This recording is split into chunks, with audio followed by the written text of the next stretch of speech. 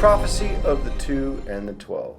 And going into the Old Testament, there's prophetic foreshadows of the end, which we've covered. The end times prophecies foreshadowed in the events of the Old Testament with the 12 tribes. Now, 2 prophets, before they die, are prophesying to the 12 tribes. And this is a part of the fulfillment of the law which is required in order for a matter to be established. In the book of Deuteronomy, chapter 19, it talks about the mouth of 2 or 3 witnesses that a matter is established. In order for a matter to be established, it will be fulfilled by the mouth of 2 or 3 witnesses.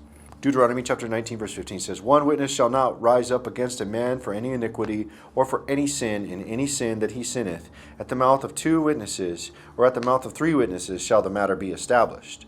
So first we see the prophet Jacob. Before he dies, he begins to prophesy to the 12 tribes. This is one witness of a prophet prophesying to the 12 tribes. Genesis chapter 49 talks about Jacob prophesying over the 12 tribes about the last days. "And Jacob called unto his sons and said, Gather yourselves together, that I may tell you that which shall befall you in the last days." Here we see Jacob prophesying over the 12 tribes what will occur to the 12 tribes in the latter days. Pay close attention. This is one witness. Genesis chapter 49, verse 2. He says, "Gather yourselves together and hear, ye sons of Jacob, and hearken unto Israel your father." Jacob begins prophesying and telling them that they need to gather before he prophesies over them for the latter days. So Jacob begins to prophesy over the tribes, and he begins to name them. Genesis chapter 49, verse 3 says, "Reuben, thou art my firstborn, my might, and the beginning of my strength, the excellency of dignity, and the excellency of power. Simeon and Levi are brethren, instruments of cruelty are in their habitations. Gad, a troop shall overcome him, but he shall overcome at the last. Out of Asher his bread shall be fat, and he shall yield royal dainties. Naphtali is a hind let loose, he giveth goodly goods. Joseph is a fruitful bough, even a fruitful bough by well, whose branches run over the wall. The archers have sorely grieved him, and shot at him, and hated him. But his bow abode in strength, and arms of his hands were made strong by the hands of the mighty God of Jacob. From thence is the shepherd, the stone of Israel." Jacob then finishes the prophesying over the sons of the 12 tribes of Israel, and at the end of that he talks about a stone of Israel that he talks about. And then he ends up talking and prophesying about his burial and the way that he's going to die. Genesis chapter 49, verse 27 through 29. "Benjamin shall raven as a wolf. In the morning he shall devour the prey, and at night he shall divide the spoil.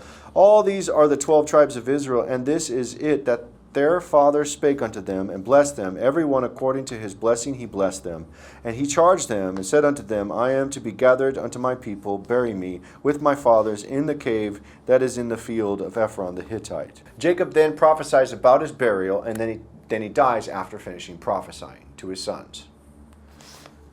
Genesis chapter 49, verse 33. "And when Jacob had made an end of commanding his sons, he gathered up his feet into the bed, and yielded up the ghost, and was gathered unto his people." So we see the first witness, Jacob, when he prophesies over the 12. He gathers the 12, prophesies over the 12, and then at the end he talks about a stone, and then he finishes his prophesying, talking about his burial, and then he dies. And this is the first witness of the prophecy of the end times foreshadowed. The second witness cometh, Moses, the man of God, the prophet, whom gathered the Israel of God and prophesied over them as well, in the same likeness of Jacob. Deuteronomy chapter 33, verse 1. "And this is the blessing wherewith Moses, the man of God, blessed the children of Israel before his death." We see here that before Moses died, he gathered the 12 tribes and then began to prophesy to them. Deuteronomy chapter 33, verse 4 through 13. "And Moses commanded us a law, even the inheritance of the congregation of Jacob, and he was a king in Jeshurun, when the heads of the people and the tribes of Israel were gathered together. Let Reuben live and not die, and let not his men be few. And this is the blessing of Judah, he said.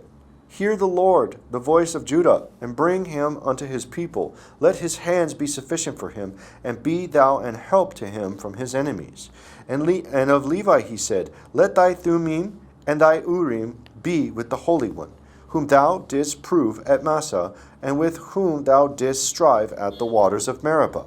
And of Benjamin he said, the beloved of the Lord shall dwell in safely by him. And the Lord shall cover him all the day long, and he shall dwell between his shoulders. And of Joseph he said, blessed of the Lord be his land for the precious things of heaven, for the dew, and for the deep that coucheth beneath. It is then that Moses finishes prophesying over the 12 tribes, and then he talks about his burial and he dies. Deuteronomy chapter 34, verse 4 and 5. And the Lord said unto him, this is the land which I swear unto Abraham and unto Isaac and unto Jacob, saying, I will give it unto thy seed. I have caused thee to see it with thine eyes, but thou shalt not go over thither. So Moses, the servant of the Lord, died there in the land of Moab according to the word of the Lord. And this is a prophetic foreshadow of the end found. And so what we see here is two prophets gathering the Israel of God, prophesying over the names of the 12 tribes of Israel, prophesying what will occur in the latter days, talking about a stone, prophesying about their burial, and then dying once they finish their prophesying. And this is a prophetic foreshadow of the end times, where two gather the 12 tribes of Israel, prophesy over the 12 tribes of Israel, and for those 1260 days prophesy, and then at the end of the prophesying, prophesy about the burial, and then die. And this is all a prophetic foreshadow of the end. Revelation chapter 11, verse 3. And I will give power unto my 2 witnesses, and they shall prophesy 1,260 days, clothed in sackcloth. And we know that's 2 prophets, because in Revelation chapter 11, verse 10, it says, and they that dwell upon the earth shall rejoice over them, and make merry, and shall send gifts one to another, because these 2 prophets tormented them that dwelt on the earth. And these 2 prophets prophesy in Exodus, just like Moses. Revelation chapter 12, verse 14. And to the woman were given 2 wings of a great eagle, that she might fly into the wilderness, into her place, where she is nourished for a time, and times, and half a time, from the face of the serpent. And the prophesying of the 12 tribes is seen in the book of Revelation. Obviously, the book of Revelation is going to have the 12 tribes sealed in the end times. Therefore, it's going to have prophets prophesying over the 12 tribes. The book of Revelation, chapter 7, verse 4 through 9 says, and I heard the number of them which were sealed, and there were sealed 144,000 of all the tribes of the children of Israel. And of the tribe of Judah were sealed 12,000. Of the tribe of Reuben were sealed 12,000. Of the tribe of Gad were sealed 12,000. Of the tribe of Asher were sealed 12,000. Of the tribe of Nephthalim were sealed 12,000. Of the tribe of Manasseh were sealed 12,000. Of the tribe of Simeon were sealed 12,000. Of the tribe of Levi were sealed 12,000. Of the tribe of Issachar were sealed 12,000. Of the tribe of Zabulon were sealed 12,000. Of the tribe of Joseph were sealed 12,000. Of the tribe of Benjamin were sealed 12,000. And these 2 prophets prophesying over the 12 tribes, after the finishing of the prophesying over the 12 tribes, for the end of the 1260 days, the prophets prophesy about the burial, and then they die. Revelation chapter 11, verse 7 talks about the death. And when they have finished their testimony, the beast that ascendeth out of the bottomless pit shall make war against them, and shall overcome them, and kill them.